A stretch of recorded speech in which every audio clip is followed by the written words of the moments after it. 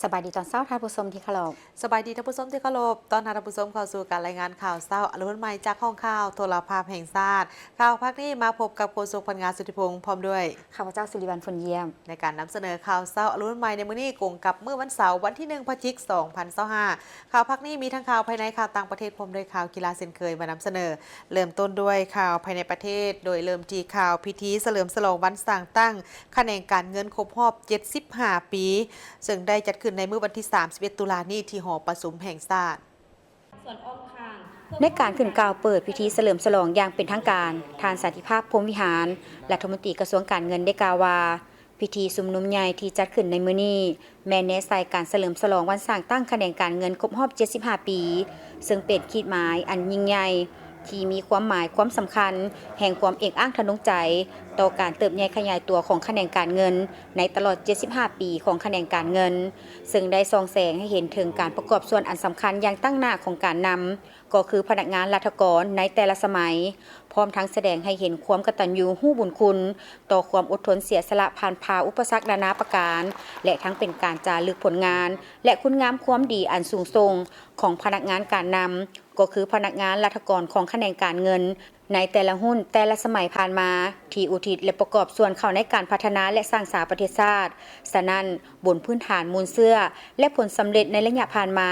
จะเป็นเข็มชี้ทิศเยียงทางให้พวกเขาสืบต่อเสริมขยายและเสริมสู่มานะจิตใจปฏิวัติของพนักงานหุ้นสืบทอดให้สูงขึ้นเหตุให้คะแนนการเงินมีความเข้มแข็งและก้าวหน้าอย่างบ่หยุดยั้งพร้อมกันผ่านพาอุปสรรคและสิ่งท้าทายทดสอบนานาประการเพื่อก้าวไปสู่จุดหมายที่พรรคเฮาได้กำหนดไว้ดังนั้นจุดประสงค์ของพิธีครั้งนี้นอกจากการเป็นสักขีพยานนำกันในพิธีเฉลิมฉลองวันสร้างตั้งคะแนนการเงินครบรอบ75 ปีแล้วยังได้รับฟังการทบทวนคืนมูลเชื่อประวัติความเป็นมาของคะแนนการเงินรวมทั้งการเติบใหญ่ขยายตัวในแต่ละระยะแห่งการนำพาซี่นำของการนำในแต่ละสมัยตลอดระยะ75 ปีผ่านมาติดพันกับการกำหนดแผนเวียกงานจุดสุ่มในต่อหน้าพร้อมนั้นก็ได้รับฟังการมีคำเห็นโอลมจากทานสอนไซศรีพดรนายกรัฐมนตรีแห่งสาธารณรัฐประชาธิปไตยประชาชนลาวเกี่ยวกับมูลเชื่อการเติบใหญ่ขยายตัวของคะแนนการเงินตลอดระยะ75 ปีผ่านมา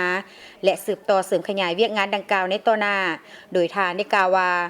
วันที่13 สิงหาคม 1950บ่เฉพาะแต่เป็นวันกำเนิดเกิดขึ้นของนอแหนงระบบการเงินเท่านั้นแต่ยังมีหลายเหตุการณ์ทางด้านประวัติศาสตร์ที่สำคัญเกิดขึ้นนั่นก็คือกองประชุมผู้แทนลาวต่อต้านที่ได้จัดขึ้นอยู่เขตที่มันแขวงหัวพันตลอดระยะผ่านมาภาครัฐเห็นได้ความสำคัญของเวียกงานการเงินแม้หนึ่งในปัญหาที่มีลักษณะซับซ้อนและผลกระทบใส่ปัญหาการเมืองเศรษฐกิจสังคมบนเส้นทางแห่งการเติบใหญ่ขยายตัวระบบการเงินของพวกเฮาได้ผ่านความยุ่งยากหลายประการด้วยเหตุผลดังกล่าวภาครัฐเฮาจึงได้เอาใจใส่เป็นพิเศษต่อการนำพาซี่นำเวียกงานการเงินเว้ารวมเว้าเฉพาะเวียกงานการเงินซึ่งแสดงออกในบรรดามติของพรรคและแผนงานของรัฐ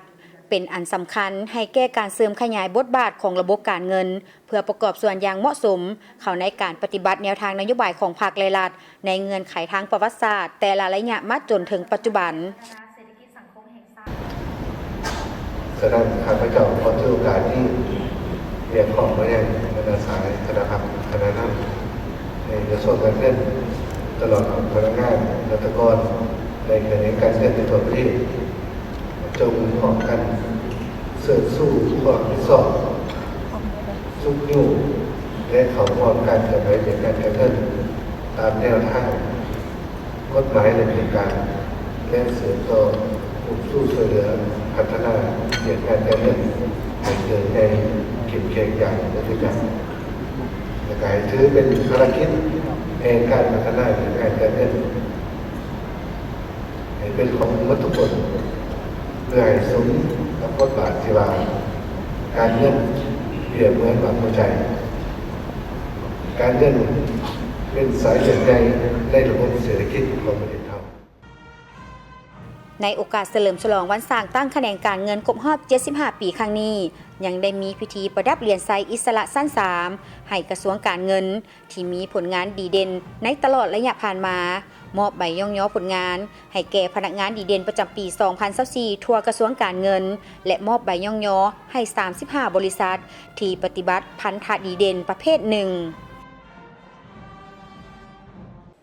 ท่านผู้ชมในวันที่ 28 ตุลาคม 2025 นี้ศาสตราจารย์ปริญญาเอกเจริญเยี่ยวเปาเฮอรองประธานสภาแห่งชาติกรรมการคณะกรรมการเลือกตั้งระดับชาติรองหัวหน้าอนุกรรมการโฆษณาปลุกระดมขบวนการและย่องยอได้ให้เกียรติแถลงข่าวเกี่ยวกับการเลือกตั้งคณะกรรมการเลือกตั้งระดับชาติเพื่อเลือกตั้งสมาชิกสภาสุดที่ 10 และสมาชิกสภาประชาชนขั้นแขวงสุดที่ 5 และผลสำเร็จการดำเนินกองประชุมครั้งปฐมฤกษ์ของคณะกรรมการเลือกตั้งระดับชาติ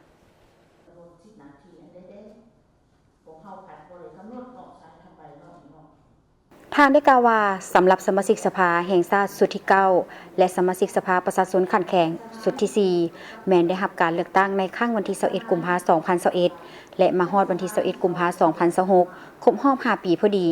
และจะหมดอายุการในวันที่ 22 มีนาคม 2026 ที่จะมาถึงนี้ฉะนั้นเพื่อปฏิบัติตามมาตรา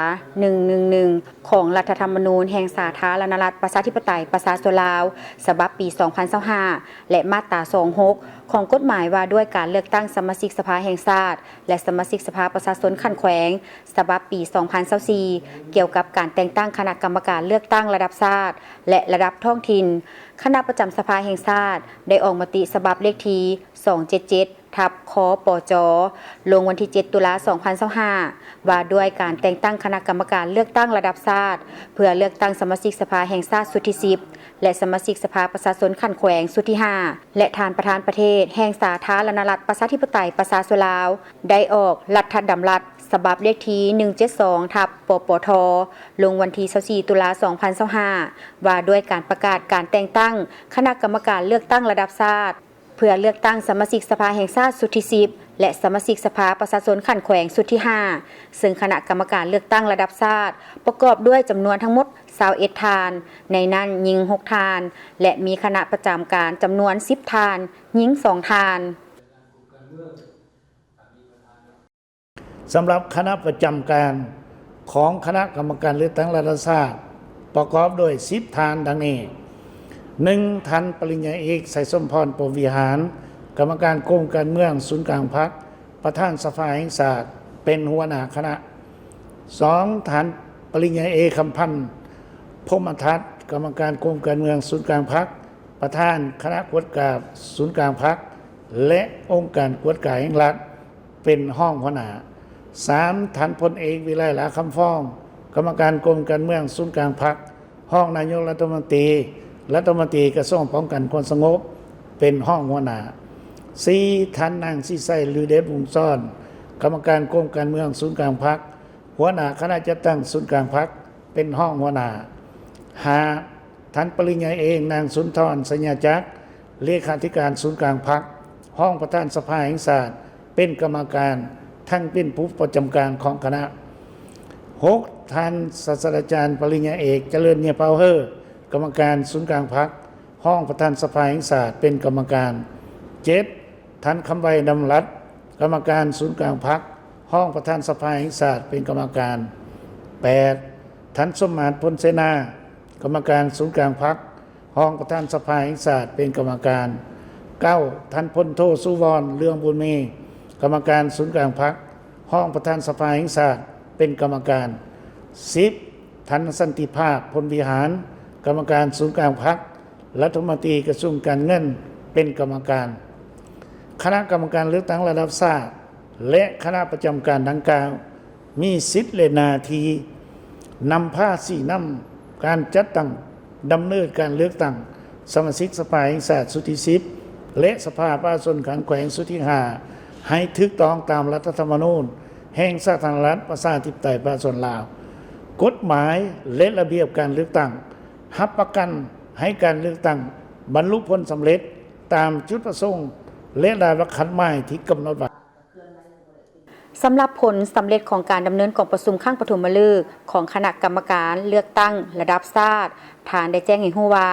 เพื่อหาประกันให้การดำเนินการเลือกตั้งสมาชิกสภาแห่งชาติสุดที่10และสมาชิกสภาประชาชนขั้นแขวงสุดที่5มีประสิทธิภาพประสิทธิผลมาในวันที่27ตุลาคม2025นี้คณะกรรมการเลือกตั้งระดับชาติได้ดำเนินกองประชุมครบคณะครั้งปฐมฤกษ์ของตนภายใต้การเป็นประธานของปริญญาเอกไสสมพรพรหมวิหารประธานสภาแห่งชาติประธานคณะกรรมการเลือกตั้งระดับชาติเพื่อพิจารณาและตกลงเวียกงานสำคัญที่จำเป็นและหีบด่วนจำนวนหนึ่งในการกาเกี่ยมให้แก่การเลือกตั้งสมาชิกสภาแห่งชาติสุดที่10และสมาชิกสภาประชาชนขั้นแขวงสุดที่5ซึ่งมีเนื้อในและผลสำเร็จคือดังนี้กองประชุมได้พร้อมกันค้นคว้าเสื่อมซึมมติกรมการเมืองศูนย์กลางพรรคว่าด้วยการเพิ่มทวีการนำพา4นำขององค์คณะพรรคทุกขันต่อการเลือกตั้งสมาชิกสภาแห่งชาติสุดที่10และสมาชิกสภาประชาชนขันแขวงสุดที่5 2. กองประชุมได้ผ่านมติตกลงของคณะประจำสภาแห่งชาติและรัฐธรรมนูญของประธานประเทศแห่งสาธารณรัฐประชาธิปไตยประชาชนลาวว่าด้วยการแต่งตั้งคณะกรรมการเลือกตั้งระดับชาติเพื่อเลือกตั้งสมาชิกสภาแห่งชาติสุดที่10และสมาชิกสภาประชาชนขันแขวงสุดที่5 3. กองประชุมได้ผ่านมติของคณะกรรมการเลือกตั้งระดับชาติว่าด้วยการจัดตั้งและการเคลื่อนไหวของคณะกรรมการเลือกตั้งระดับชาติเพื่อเลือกตั้งสมาชิกสภาแห่งชาติสุดที่10และสมาชิกสภาประชาชนขันแขวงสุดที่5ในนี้ได้กำหนดละเอียดเกี่ยวกับสิทธิและหน้าที่ของคณะกรรมการเลือกตั้งระดับชาติและคณะประจำการ 4. ผ่านกองประชุมได้ผ่านแผนการดำเนินงานของคณะกรรมการเลือกตั้งระดับชาติเพื่อเลือกตั้งสมาชิกสภาแห่งชาติสุดที่10และสมาชิกสภาประชาชนขันแขวงสุดที่5ในนี้ได้กำหนดละเอียดเกี่ยวกับจุดประสงค์ระดับคาดหมายทัศนะสีนำทิศทางเวียกจุดสมและบาทกล่าวดำเนินการกาเกี่ยมการเลือกตั้งสมาชิกสภาแห่งชาติสุดที่10และสมาชิกสภาแห่งประชาชนขันแขวงสุดที่5เตนี่จนหอดกองประชุมครั้งปฐมฤกษ์ของสภาแห่งชาติและสภาประชาชนขันแขวงสุดใหม่ 5. กองประชุมได้ผ่านมติของคณะกรรมการเลือกตั้งระดับชาติว่าด้วยการแบ่งงานแบ่งความรับผิดชอบภายในคณะกรรมการเลือกตั้งระดับชาติในนี้ได้มอบหมายหน้าที่และความรับผิดชอบอย่างละเอียดให้แต่ละท่าน 6. กองประชุมได้ผ่านมติ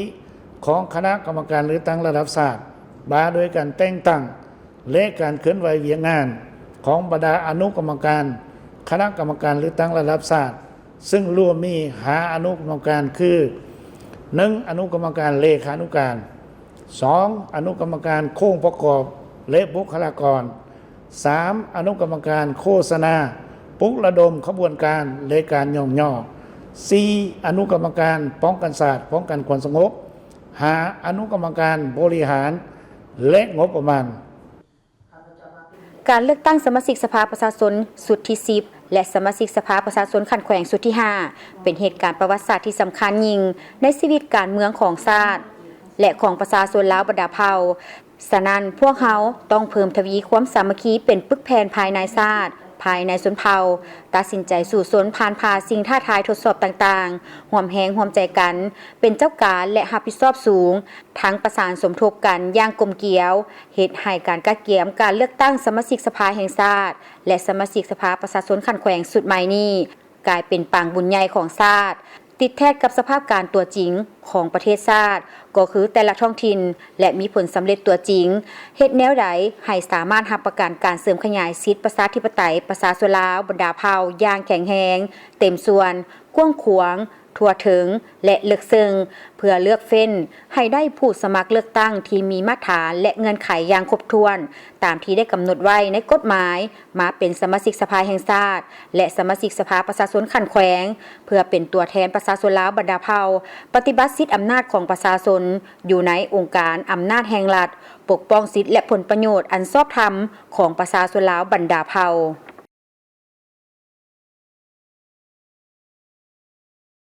ท่านรัฐมนตรีกระทรวงการเงินได้มีการแถลงข่าวเกี่ยวกับการก้าเกี่ยมความพร้อมรอบด้านในการจัดกองประชุมโต๊ะมนระดับสูงครั้งที่14 ปี 2025ที่สาธารณรัฐประชาธิปไตยปากีสถานลาวจะเป็นเจ้าภาพจัดขึ้นในมมนี้ให้เกียรติเข้าร่วมพิธีแถลงข่าวมีทานบักโลเดียเบอร์คานอฟผู้ประสานงานองค์การสหประชาชาติประจำสาธารณรัฐประชาธิปไตยประชาชนลาวทานสันติภาพพรหมวิหารรัฐมนตรีกระทรวงการเงินได้กล่าวว่ากองประชุมโต๊ะมนระดับสูงครั้งที่14 ปี 2025ซึ่งจะจัดขึ้นภายใต้หัวข้อเพิ่มทวีการเป็นคู่ร่วมเพื่อการพัฒนาที่มีประสิทธิผลเข้าในการจัดตั้งปฏิบัติแผนพัฒนาเศรษฐกิจสังคมแห่งชาติ5 ปีครั้งที่10 2026-2030 เพื่อพร้อมกันก้าวเข้าสู่การหลุดพ้นออกจากสถานภาพด้อยพัฒนาอย่างมั่นเทียง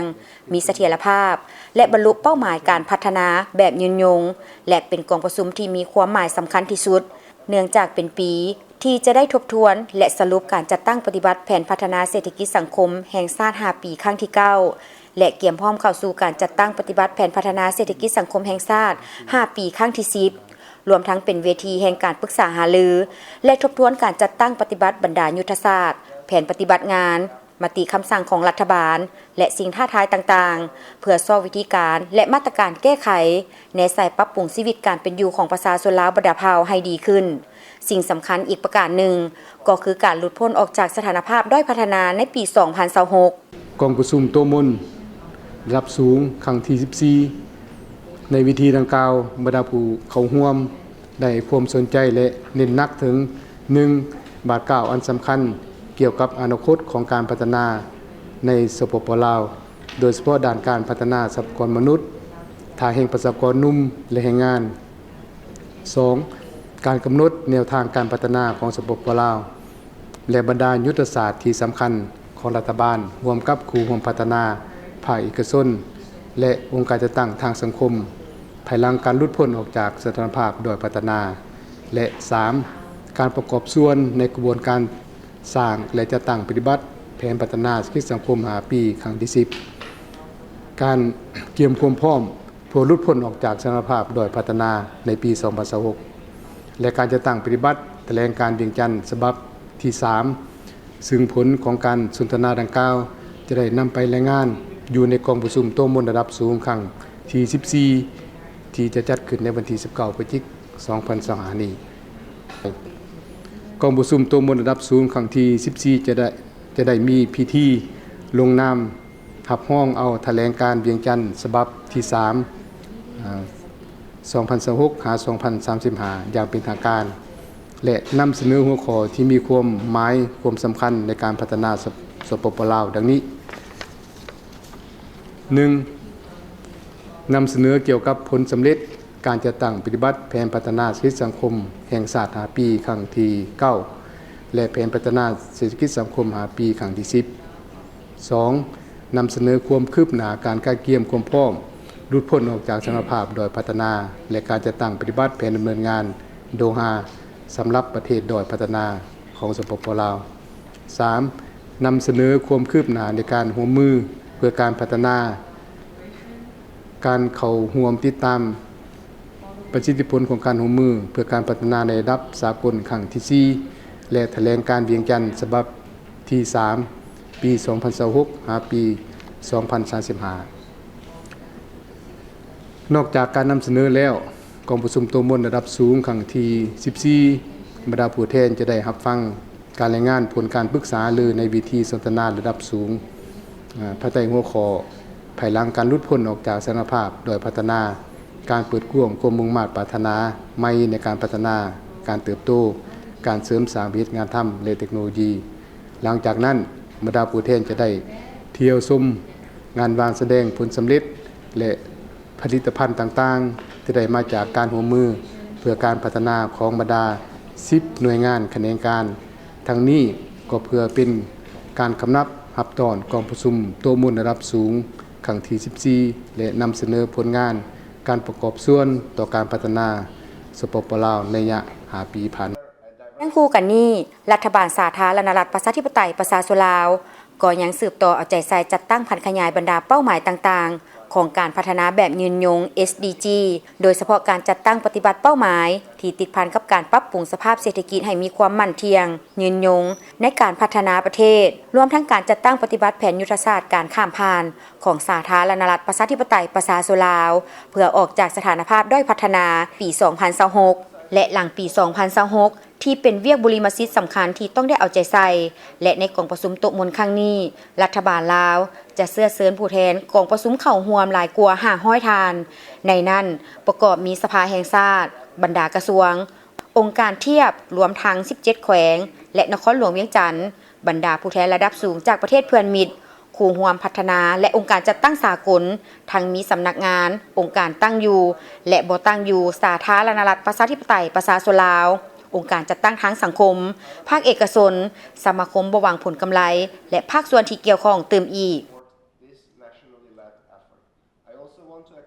กรมชลประทานและค้นคว้ากสิกรรมป่าไม้และพัฒนาชนบทเป็นแขนงหนึ่งที่มีบทบาทสำคัญในการพัฒนาพื้นฐานการผลิตกสิกรรมในการค้ำประกันทางด้านเสบียงอาหารและผลิตเป็นสินค้าติดตามได้จากรายงานสหายคำพจันทร์วงศนะเลขาคณะพักหากทานกรมชลประทานกระทรวงเกษตรกรรมและป่าไม้และสิ่งแวดล้อมได้ให้สัมภาษณ์ต่อทีมข่าวโทรภาพแห่งชาติลาวว่าในโอกาสที่เข้าร่วมกองประชุมใหญ่ผู้แทนองค์คณะพักกระทรวงเกษตรกรรมและสิ่งแวดล้อมครั้งที่7ได้จัดขึ้นในระหว่างวันที่28ถึงวันที่29ตุลาคม2025ที่ผ่านมาที่ห้องว่าการศูนย์กลางภาคซึ่งสหายได้กล่าวว่าผ่านมากรมชลประทานได้เอาใจใส่ต่อกับเวียกงานชลประทานเพื่อให้มีความรับประกันในการสนองน้ำให้พื้นที่ทำการผลิตเพื่อรับประกันทางด้านเสบียงอาหารและผลิตเป็นสินค้าปัจจุบันกรมชลประทานสามารถตอบสนองน้ำให้เนื้อที่ทำการผลิตได้หลายกว่า 500,000 เฮกตาร์ในนั้นฤดูฝน 300,000 กว่าเฮกตาร์และฤดูแล้ง 200,000 กว่าเฮกตาร์ในนามต่างหน้าให้ทางคณะพักคณะนำกรมชลประทานและต่างหน้าไอ้น้องสมาชิกผู้แทนสมบูรณ์เอกของสุดที่มีความภาคภูมิใจพวกเราจะสืบต่อจัดตั้งปฏิบัติเรียกงานของแขนงการชลประทานให้รับประกันก้าวไปสู่การนำใช้เทคโนโลยีอันใหม่คือบรรดาทานได้เห็นอยู่ในนี้เพื่อเข้าในการปรับปรุงเรียกงานชลประทานให้มีความรับประกันยิ่งขึ้นลดพรเวลาลดพรต้นทุนการนำใช้และการลดพร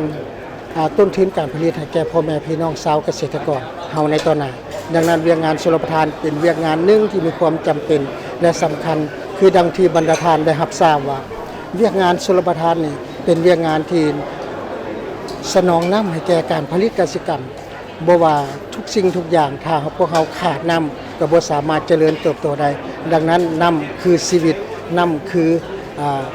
ส่วนหนึ่งที่เขาไปรอเลี้ยงให้แก่การปลูกการเลี้ยงให้แก่การเจริญเติบโตสหายเพชรปณีแสงสร้างสัญญาสารหักษาการหัวหน้าสถาบันค้นคว้ากสิกรรมป่าไม้และพัฒนาชนบทกระทรวงเกษตรกรรมและสิ่งแวดล้อมได้กล่าวว่า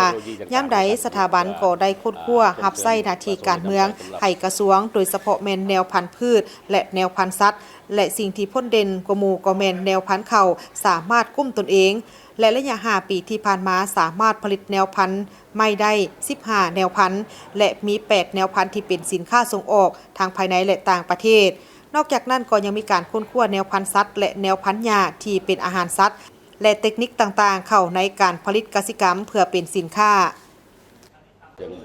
สถาบันเราเป็นสถาบันวิทยาศาสตร์รับผิดชอบในการค้นคว้าพัฒนาแนวพันธุ์พืชแนวพันธุ์สัตว์และเทคโนโลยีต่างๆในการผลิตเพื่อส่งเสริมประชาชนในนำใส่สำหรับการผลิตเพื่อค้ำประกันเสบียงอาหารและผลิตเป็นสินค้าพ้นเด่นพวกเขานี่แม่นปัจจุบันนี่พวกเขาการค้นคว้าพัฒนาแนวพันธุ์เขานี่มันเขาคุมตนเองเนาะแล้วก็หนึ่งแม่แนวพันธุ์เขาคุมตนเองบ่ได้นำเขาจากต่างที่2ในพันธุ์มันต้นบ่ก็สามารถผลิตคุมตนเองได้แล้วก็3แม่นพันธุ์กาแฟ3ในพันธุ์นี่แม่นพวกเขาคุมตนเองและเฉพาะในพันธุ์ผักเขากำลังเริ่ม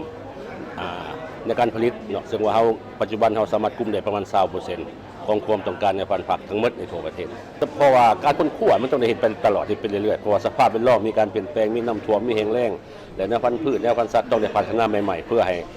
ห้องหับการเปลี่ยนแปลงของสภาพแวดล้อมเพราะเขาตามแผน5 ปีข้างหน้านี่พอต้องมีแนวพันธุ์เขาอย่างน้อยหาแนวพันธุ์ใหม่เป็นแนวพันธุ์ทนน้ำท่วมทนแห้งแล้งหรือว่าทนการระบาดของพยาธิแมงไหม้และแนวพันธุ์พืชอื่นๆพืชทนร้อนแนวพันธุ์ผักทนร้อน เพราะในเดือน4เดือน5นี่มันอากาศร้อนปลูกผักบ่ได้เพราะเราต้องพัฒนาในพันธุ์ผักต้นร้อนเพื่อให้ประชาชนได้นำใส่ในการผลิตเขานี่ก็ต้องพัฒนาในพันธุ์เขาต้องการน้ำหน่อยไม่ว่าเพื่อลดการปล่อยไอแก๊สเงินแก้วเพื่อเป็น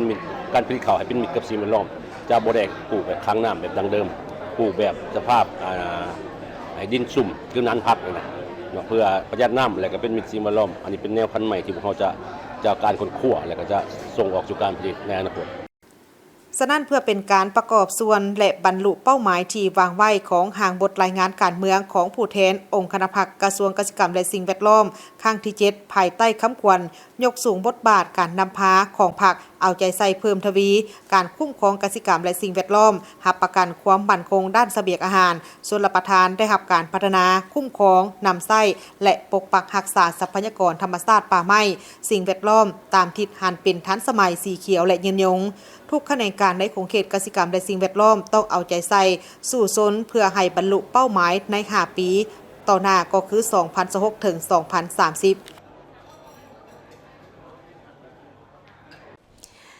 วิดีโอสารคดีงานกุศลเรื่องมือแห่งความหวังได้มีการเปิดสายอย่างเป็นทางการเพื่อเป็นการส่องแสงให้เห็นถึงความหวังให้แก่คนรุ่นใหม่เสริมสร้างการแลกเปลี่ยนการร่วมมือในโขงเขตการโฆษณาและวัฒนธรรมของ2ประเทศลาวจีนพิธีเปิดสายวิดีโอสารคดีงานกุศลเรื่องมือแห่งความหวังได้มีการเปิดสายอย่างเป็นทางการที่นครหลวงวิจันทร์ในบ่ายของวันที่30 ตุลาคม 2025 นี้โดยมีท่านวันไซตาวิญญาณอดีตหัวหน้าคณะโฆษณาคมศูนย์กลางภาคท่านนางซิลิเจนที่ปรึกษาแผนกการด้านการค้าสถานเอกอัครราชทูตจีนประจำสาธารณรัฐประชาธิปไตยปฏิรูปลาวท่านซุนห้าว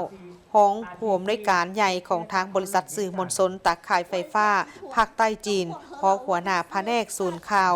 บริษัทตาข่ายไฟฟ้าภาคใต้จีนพร้อมด้วยภาคส่วนที่เกี่ยวข้องเข้าร่วมท่านวันไซตาวิญญาณได้กล่าวว่าการเปิดโตและสายวิดีโอสารคดีมือแห่งความหวังสู่สาธารณะในครั้งนี้แม่นมีความหมายสำคัญอันลึกซึ้งเรื่องนี้แม่นได้นำไส้กล้องถ่ายรูปที่เรียบง่ายแต่ลึกซึ้งบันทึกและสรรเสริญอย่างมีชีวิตชีวาถึงการเสียสละอันบ่เห็นแก่ตัวของพวกแรงงานการศึกษาขั้นรากฐานของประชาชนเฮาการสร้างสายผูกพันมิตรภาพกับเพื่อนร่วมงานจีนและนำไส้ความรู้เกี่ยวและการนำไส้ความรู้ความกันเพื่อส่องแสงถึงแห่งความหวังให้แก่คนรุ่นใหม่ผลงานดังกล่าวนี้แม่นได้นำไส้วิดีโอสารคดีที่เป็นสื่อกลางซึ่งได้ประกอบส่วนเข้าในการสะท้อนชีวิตการเป็นอยู่ของประชาชนเผยแพร่แนวทางนโยบายและเต้าโฮมความเป็นเอกภาพวิดีโอสารคดีดังกล่าวนี้แม่นบ่เพียงแต่เป็นการบันทึกความปรารถนาทางด้านการศึกษาของผู้อำนวยการโรงเรียนเท่านั้นแต่ยังได้แสดงให้เห็นถึงความตัดสินใจอันนักแน่นของพรรคและรัฐบาลเฮาในการสุกยู่ความยุติธรรมทางด้านการศึกษาพวกเขากำลังสุกยู่การพัฒนาการศึกษาอย่างสมดุลในทั่วประเทศสารคดีนี่แม่นเป็นการโฆษณายั่งยืนถึงยุทธศาสตร์แห่งชาติได้อย่างมีพลังที่สุดซึ่งมีบริษัทตาข่ายไฟฟ้าภาคใต้จีนที่เป็นตัวแทนและบ่เพียงแต่ร่วมมือกับทางพวกเขาในด้านการพัฒนาเศรษฐกิจและสุกยู่การร่วมมือทางด้านพลังงานไฟฟ้าในภาคพื้นเท่านั้นแต่ยังปฏิบัติถึงความรับผิดชอบต่อกับสังคมอย่างเห่าหันโดยได้เอาใจใส่ในโครงเขตการศึกษาสาธารณสุขและการลดล้างความทุกข์ยากพร้อมกันนี้ก็ยังได้ร่วมมือในโครงเขตการโฆษณาและวัฒนธรรมนำไส้ภาษาสายรูปเงาที่ก้าวข้ามผ่านสายแดนแสดงให้เห็นถึงโลกถึงผลสำเร็จของการเรียกการศึกษาของลาวเพิ่มความเข้าใจและรับรู้ของสากลต่อประเทศลาวซึ่งได้เปิดเส้นทางใหม่ในการเล่าเรื่องลาวและเผยแพร่เสียงของคนลาวในขณะที่มีการพัวพันคู่ร่วมยุทธศาสตร์รอบด้านลาวจีนที่ยังคงสืบต่ออย่างลึกซึ้งขึ้นสารคดีมันมีความยาวสัก2 นาทีได้ใส่ภาพที่งดงามและมีความเป็นจริงหลังจากการกวดการสากลแล้วก็จะออกอากาศ9 ภาษาในเวลาที่วิดีโอ9 ภาษาในเวทีวิดีโอเสียงที่สำคัญในทั่วโลกได้มีกองประชุมวิชาการครั้งที่9ของทางสมาคมศัลยแพทย์ลาวเป็นเวทีหารือทางด้านวิชาการเพื่อเป็นการยกระดับวงการแพทย์ผ่าตัดของประเทศลาวให้ทันสมัย กองประชุมวิชาการครั้งที่ 9 ของทางสมาคมศัลยแพทย์ลาวได้จัดขึ้นในวันที่ 31 ตุลาคม 2025 ที่นครหลวงวิจันทร์โดยมีดร.คำบันสาลิดประธานสมาคมศัลยแพทย์ลาวท่านคำใสเดชลือซาหัวหน้ากรมปิ่นปัวและฟื้นฟูหน้าที่การรองศาสตราจารย์ปริญญาเอกวิลเลียมบัวละวงศ์ประธานสภาคุ้มครองวิชาชีพกระทรวงสาธารณสุขหัวหน้ากรรมาธิการวิชาชีพแพทย์ทันหมอพร้อมด้วยภาคส่วนที่เกี่ยวข้องเข้าร่วมกองประชุมครั้งนี้แม่นเป็นเวทีในการแลกเปลี่ยนข้อมูลและประสบการณ์ทางด้านการผ่าตัดระหว่างทันหมอผ่าตัดลาวและวิทยากรนานาชาติเสนอผลงานวิชาการและนวัตกรรมใหม่เพื่อเป็นการยกระดับมาตรฐานการปิ่นปัวการผ่าตัดในประเทศลาวเสริมสร้างเครือข่ายความร่วมมือระหว่างห้องหมอมหาวิทยาลัยและสมาคมวิชาชีพทางภายในและต่างประเทศเพื่อพัฒนาการเรียนรู้และการฝึกอบรมสำหรับแพทย์ฝึกหัดนักศึกษาแพทย์และบุคลากรทางการแพทย์รุ่นใหม่และยกย่องอาจารย์อาวุโสและบุคคลสำคัญที่มีบทบาทต่อวงการผ่าตัดการสร้างแรงบันดาลใจให้แก่แพทย์รุ่นใหม่สมาคมแพทย์ผ่าตัดลาวให้มีความสำคัญอย่างต่อเนื่องในการพัฒนาการศึกษาและการฝึกอบรมของแพทย์ผ่าตัดรุ่นใหม่และเพื่อเป็นการพัฒนาหลักสูตรแพทย์เชี่ยวชาญขั้น2สำหรับสาขาผ่าตัดสมองผ่าตัดเด็กและผ่าตัดระบบและการผ่าตัดระบบถ่ายเทสร้างหลักสูตรแพทย์เชี่ยวชาญขั้นหนึ่งสำหรับสาขาผ่าตัดกระดูกและสาขาผ่าตัดทางเดินน้ำบีเพื่อเป็นการยกระดับมาตรฐานการฝึกอบรมให้ทันสมัยเพื่อเพิ่มความร่วมมือกับนานาชาติและมีการแลกเปลี่ยนประสบการณ์และความรู้ทางด้านวิชาการผ่าตัดและอื่นๆ ท่านผู้ชมงานบุญนมัสการพระธาตุหลวงเวียงจันทร์ประจำปี 2025 ได้จัดขึ้นอย่างยิ่งใหญ่เป็นเวลา 5 วัน นับแต่วันที่ 1 ที่ 5 พฤศจิกายน 2025 นี้ถือเป็นปางบุญใหญ่ของปวงชนชาวลาวหรือชาวพุทธของพวกเราที่เคยปฏิบัติสืบทอดกันมาแต่โบราณกาลนอนอยู่ในฮีต12ของ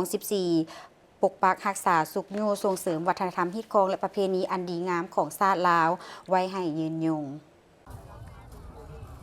การจัดงานบุญดังกล่าวเพื่อเต้าโฮมความสามัคคีปวงชนลาวทางชาติเพื่อให้หมดทุกคนภายในชาติได้รับรู้และมีความเอกอ้างทะนุใจในความเป็นชาติลาวที่มีมูลเสื้อดุมันมีหัวคิดประดิษฐ์สร้างและสืบต่ออนุรักษ์ปกปักรักษาและเสริมขยายคุณค่าของมรดกวัฒนธรรมอันยอดยิ่งให้คงอยู่คู่คนลาวชาติลาวชาวนครหลวงเวียงจันทน์ก็คือชาวพุทธตลอดไป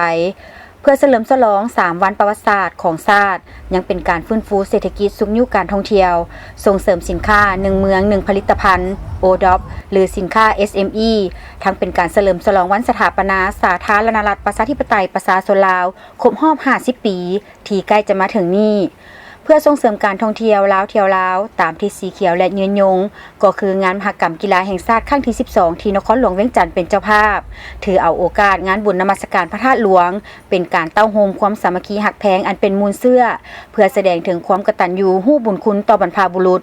ต่อผู้นำพาปกปักรักษาและพัฒนาประเทศชาติพร้อมทั้งสร้างสีสันบรรยากาศให้ฟดฟื้นมวลซืนรักษาได้มูลเสื้อวัฒนธรรมอันดีงามและเพื่อผันขยายแนวทางเศรษฐกิจเอกราชเป็นเจ้าตนเองโดยการสุขยุส่งเสริมการท่องเที่ยวส่งเสริมการผลิตสินค้า1เมือง1ผลิตภัณฑ์สินค้าครอบครัวตัวแบบและอื่นๆเน้นประเภทแบบลาวๆเฮาเลยหรือว่าเกี่ยวกับอาหารลาวๆเฮาเลยจะเป็นน้ำดื่มหัวเสือบ่หรือว่าจะเป็นน้ำเอิ้นว่าน้ำโบราณเนาะน้ำเก่าน้ำแก่ของเฮาสมัยตะกี้ประเทศมาแต่ปัจจุบันนี้เฮาก็เอามาเฮ็ดเป็นค้าขายให้ทุกคนได้ลองกินลองชิมเบิ่งอยากเชิญชวนทุกคนที่อยู่ในนครหลวงเวียงจันทน์เนาะอย่าลืมเนาะมาอุดหนุนหรือว่ามาเที่ยวชมเนาะงานเทศกาลบุญพระธาตุหลวงที่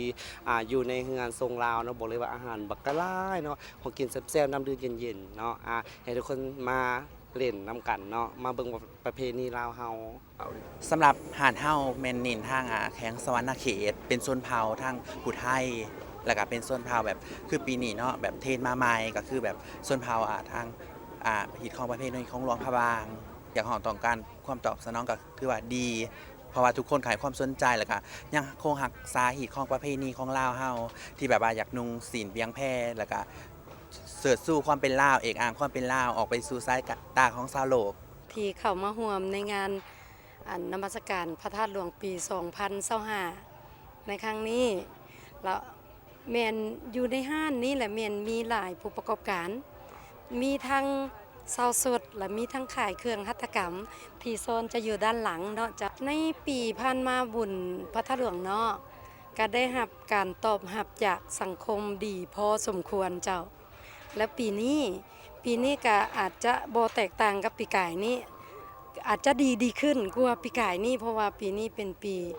ที่ยิ่งใหญ่เนาะเพิ่นฉลองหลายอย่างอยู่เจ้าขอเชิญชวนพี่น้องชาวลาวทั่วประเทศให้มาเยี่ยมชมและให้มานมัสการบุญพระธาตุหลวงในปีนี้เชิญทั้งแขกต่างประเทศพร้อมให้เข้ามาไหว้นมัสการพระธาตุหลวงของพวกเขาแม่เบิ่งศิลปวัฒนธรรมประเพณีอันดีงามของชาติลาวเจ้า ภายในงานบุญได้มีกิจกรรมหลายอย่างทางประเพณีนับแต่วันที่1หาที่5พฤศจิกายน2025เซนวันที่1พฤศจิกเวลา 16:30 พิธีเปิดงานบุญนมัสการพระธาตุหลวงและวางแสดงรูปภาพนครหลวงเวียงจันทร์ครบรอบ465 ปีและงานวางแสดงสินค้าประจำปี2025วันที่2พฤศจิกายน2025เวลา 16:30 มีการครบงานตามประเพณีอันดีงามวันที่3พฤศจิกายน2025เวลา 16 โมงพิธีสูตรปริตะมงคลด้านในกรมเรียนพระธาตุหลวงวันที่4พฤศจิกายน2025เวลา 13 โมงพิธีแห่พระศาสตร์เพิ่ง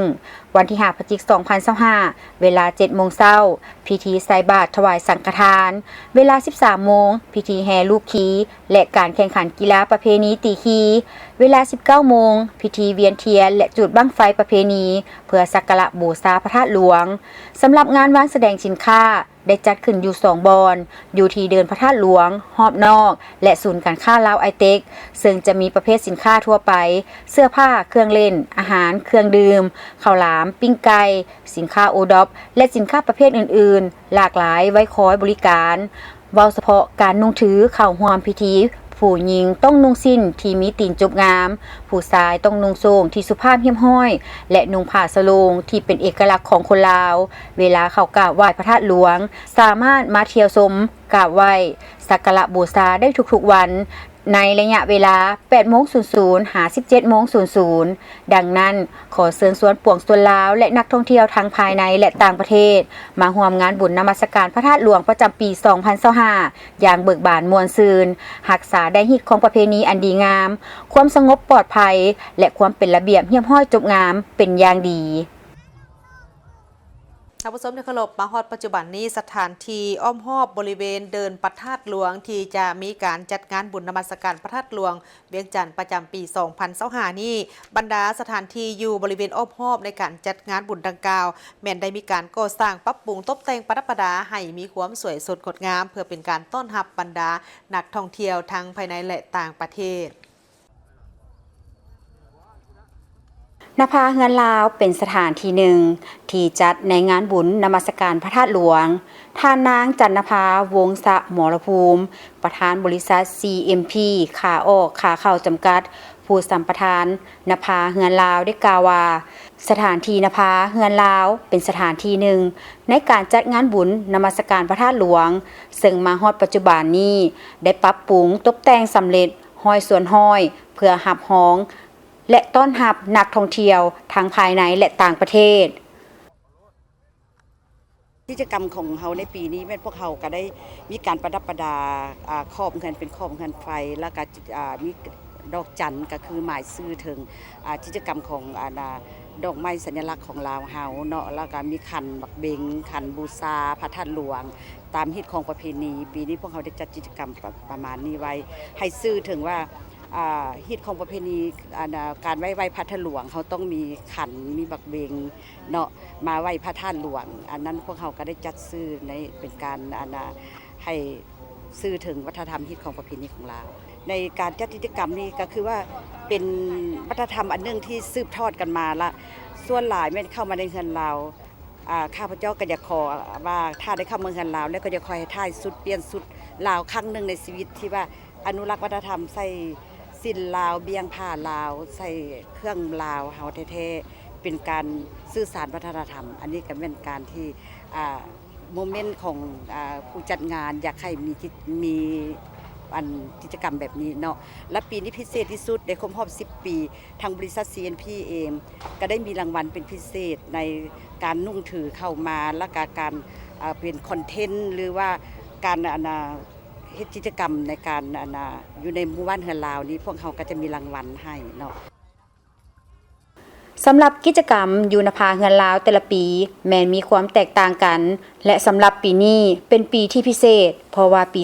2025 เป็นปีครบรอบ 10 ปีของนภาเฮือนลาวซึ่งกิจกรรมจะเป็นพิเศษโดยเฉพาะแม่นเน้นใส่ฮิตของประเพณีของลาวเฮา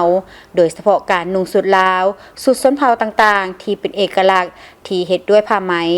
การแสดงศิลปะวรรณคดีของน้องนักเรียนในโรงเรียนแห่งต่างๆในนครหลวงเวียงจันทน์และเน้นการขายเครื่องพื้นเมืองลาวและอาหารลาวพิเศษการเก็บปี้เข้านภาเฮือนลาวยังคงอยู่ 10,000 กีบต่อคน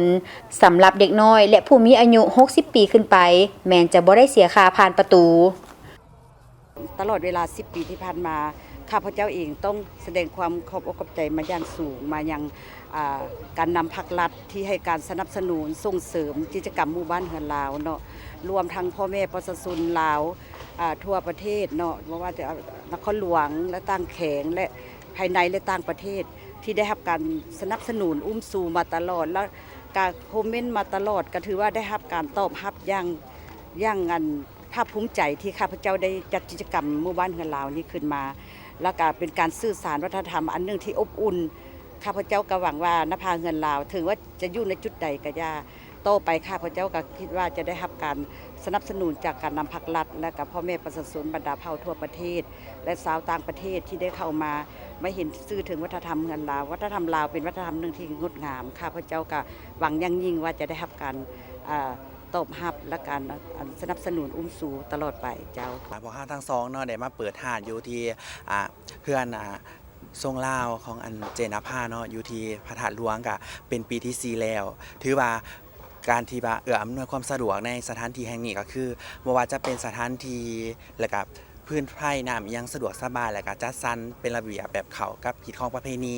สำหรับสุดอยู่หลานล้างเขาบอกแม่นสุดที่เฮาเอามาให้เซาเนาะทุกๆปีเฮาจะเอามาให้เซาและก็แต่ละหาดมันจะมีเอกลักษณ์แตกต่างกันไปบ่ว่าจะเป็นทางโซนเผ่าทางเหนือทางภาคกลางภาคใต้มีหลายโซนเผ่าและก็สำหรับราคาเฮาก็มีหลายๆแบบหลายๆอย่างเพราะว่าแต่ละหาดจะราคาแตกต่างกันโดยหลายปีที่ผ่านมาเนาะความตอบสนองก็คือว่าดีเพราะว่าทุกคนขายความสนใจแล้วก็ยังคงหักษาหีดของประเพณีของลาวเฮาที่แบบว่าอยากนุ่งศีลเบียงแพแล้วก็เสิร์ชสู่ความเป็นลาวเอกอ้างความเป็นลาวออกไปสู่สายตาของชาวโลกโดยบุญนมัสการพระธาตุหลวงเวียงจันทน์ในปีนี้จะจัดให้มีหลากหลายกิจกรรมโดยเฉพาะกิจกรรมอนุรักษ์วัฒนธรรมอันดีงามส่งเสริมการท่องเที่ยวลาวโดยจะตกแต่งประตูโค้งทางเข้าด้วยเครื่องดนตรีมรดกวัฒนธรรมอันยอดยิ่งของชาติก็คือนครหลวงเวียงจันทน์ด้วยแคนกองหางกองทัดประดับประดาไฟแสงสีตามเส้นทางด้านหน้าประตูโค้งเข้างานเส้นทางเข้าสะพานแห่งชาติตกแต่งเป็นบอนห้องหับมวลสวนผักพรประดับประดาดอกไม้โคมไฟและมีจุดถ่ายรูปที่สวยงามซึ่งจะมีรายการแสดงจากภาคส่วนต่างๆทุกๆวันเริ่มแต่เวลา 20:00 นจนถึง 22:30 นไปเบิ่งที่ข่าวพิธีเซ็นสัญญาโครงการก่อสร้างทางชนบทที่ได้รับทุนช่วยเหลือล่าจากทางประชาชนและรัฐบาลเยอรมันโดยผ่านธนาคารเพื่อการพัฒนาเมืองขัวและเมืองใหม่ของทางแขวงพงศาลีในพิธีทานดวงสมัยปิ่งสนิคำห้องหัวหน้าแขนงขวาทางแผนกโยธาธิการและขนส่งได้เสนอจุดประสงค์และผ่านข้อตกลงรับห้องผลการประมูลและอนุมัติเซ็นสัญญาของทานเจ้าแขวงจากนั้นทานปริญญาเอกบุญทิพย์ประเสริฐสุมพลภักดีหัวหน้าโครงการพัฒนาชนบทและญาติ4อยู่แขวงพงศาลีกรมขวาทางกระทรวงโยธาธิการและขนส่งได้รายงานโดยย่อซึ่งโครงการพัฒนาชนบทระยะที่4แขวงพงศาลีเป็นโครงการหนึ่งที่ขึ้นกับกระทรวงโยธาธิการและขนส่งกรมขวาทางซึ่งได้รับทุนช่วยเหลือจากรัฐบาลเยอรมัน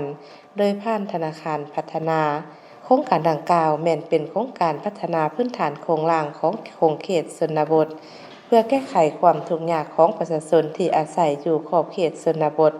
และทางเป็นเส้นทางเสื่อมต่อระหว่างบ้านหาบ้านเมืองหาเมืองซึ่งโครงการนี้แม่นมี2เส้นทางเป้าหมายคือเมืองใหม่แม่นจากเส้นทางเสื่อมต่อกับทาง 2E เลขที่1205เริ่มแต่จุดใจกลางเทศบาลเมืองใหม่หาบ้านสะหลวงรวมความยาว 65.3 กิโลเมตรเมืองขวาแม่นเดิมจากเส้นทางเสื่อมต่อทาง 1B เลขที่1328แต่บ้านกกพร้าวหาบ้านภูสถีความยาว 14.6 กิโลเมตรและขัวข้ามน้ำไปโรงเรียนมัธยมสมบูรณ์บ้านปอมพันธ์เลขที่1340แยกจากทางหลวง 1B รวมความยาวทั้งหมด2เส้นทางประมาณ80กิโลเมตรมูลค่าทั้งหมดที่ได้รับการช่วยเหลือของโครงการแม่น 10.6 ล้านเออโรโดยจะมีเงินสมทบจากแขวงพงศดี5ส่วนห้อยของมูลค่าเวียกก่อสร้างคิดเป็นมูลค่าประมาณ 4.4 แสนดอลลาร์สหรัฐและระยะเวลาในการก่อสร้าง24เดือนนับแต่เมื่อเซ็นสัญญาและระยะเวลาค้ำประกัน24เดือนรวมทั้งหมดเป็น48เดือนจากนั้นตั้งหน้าบริษัททั้ง2บริษัทขึ้นกล่าวคำมั่นสัญญาต่อการจัดตั้งปฏิบัติในต่อหน้าพร้อมนั้นหัวหน้าแผนกโยธาธิการและขนส่งแขวงพงศดีและทั้ง2บริษัทผู้รับเหมาก่อสร้างได้ขึ้นเซ็นสัญญาร่วมกันจบการรายงานข่าวเช้าอรุณใหม่แต่เพียงเท่านี้พบกันได้ใหม่ในการรายงานข่าวภาคต่อไปส่วนข่าวภาคนี้โฆษกทั้งสองพร้อมกับทีมข่าวเช้าลาท่านผู้ชมไปก่อน สบายดี สบายดี